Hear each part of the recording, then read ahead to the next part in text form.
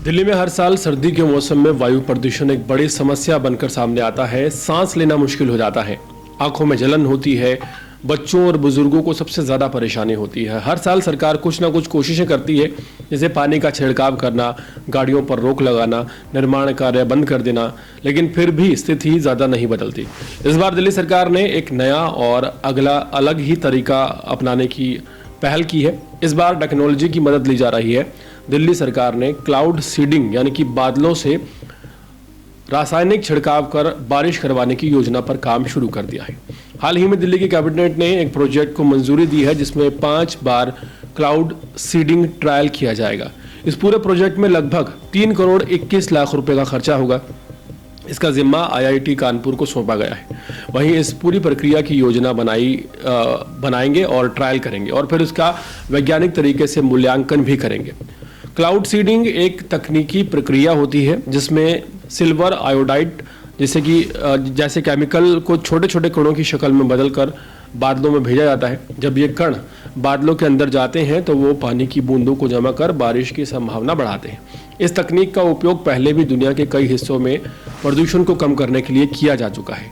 सरकार का मानना है कि अगर समय रहते बारिश करवा दी जाए तो हवा में जो जहरीले कण हैं वो नीचे गिर जाते हैं और हवा कुछ हद तक बिल्कुल साफ हो जाती है। यानी ये तरीका प्रदूषण को कम करने की मदद कर सकता है। साथ ही दिल्ली में जो पानी की कमी है उस पर भी थोड़ा बहुत असर पड़ सकता है।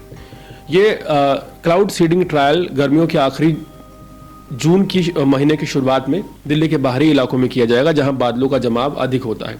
एक ट्रायल की लागत करीब 55 लाख रुपए बताई गई है और बाकी खर्चा एयरक्राफ्ट की तैयारी, रसायनों के भंडार और बाकी जरूरी इंतजारों पर किया जाएगा।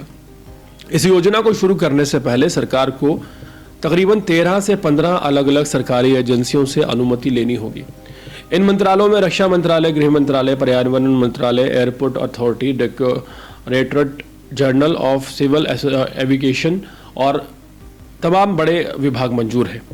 और आपको बताने समय रहते इसे करना होगा। सरकार की कोशिश है कि सारी औपचारिकताएं जल्द पूरी कर ली जाएं ताकि ट्रायल गर्मियों से पहले शुरू हो जाए। दिल्ली के पर्यावरण मंत्री मनजिंदर सिंह सिरसा का कहना है कि अगर हमें प्रदूषण से जीतना है तो टेक्नोलॉजी को सबसे आगे रखना होगा। यह समय की मांग है। देखा जाए तो फैसला एक नई सोच है, एक नई दिशा की ओर इशारा करता है। भाजपा की जो नई सरकार दिल्ली में आई है वो एक नए बदलाव को लेकर आई है। दिल्ली जैसे शहर में जहां आबादी ज़्यादा है, गाड़ियां ज़्यादा हैं, उद्योग काफ़ी ज़्यादा है, वहां परंपरागत तरीके से प्रदूषण को पूरी तरह से रोक पाना मुश्किल है। ऐसे में अगर विज्ञान और टेक्नोलॉजी की मदद दी जाए तो नए रास्ते खुल सकते हैं। क्लाउड सीडिंग कोई जादू नहीं बल्कि एक वैज्ञानिक प्रक्रिया है, जिसे सही तरीके से किया जाए तो इसका असर बहुत प्रभावशाली तरीके से देखने को मिल सकता है। लेकिन ये भी सच है कि ये कोई स्थायी हल नहीं है। ये उपाय एक अस्थायी उपाय है जिससे कुछ समय के लिए राहत मिल सकती है।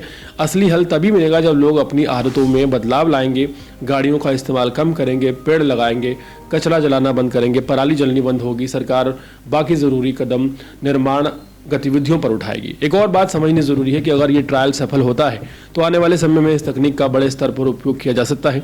लेकिन अगर ट्रायल सही समय पर नहीं हो पाया तो बादल अगर नहीं हुए तो फिर इस प्रोसेस को बिल्कुल बेकार समझा जाएगा। इसलिए समय की पाबंदी और मौसम की सही जानकारी इसमें बहुत अहम भूमिका निभाएगी।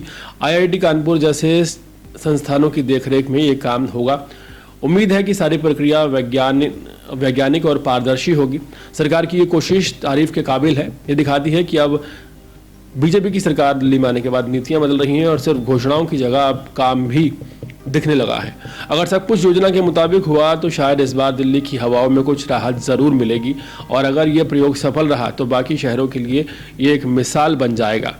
और अगर प्रदूषण कम हो गया इस ट्रायल के बाद तो राजधानी दिल्ली में बीजेपी सरकार का जो वर्चस्व कायम होगा वो भी काबिल तारीफ होगा।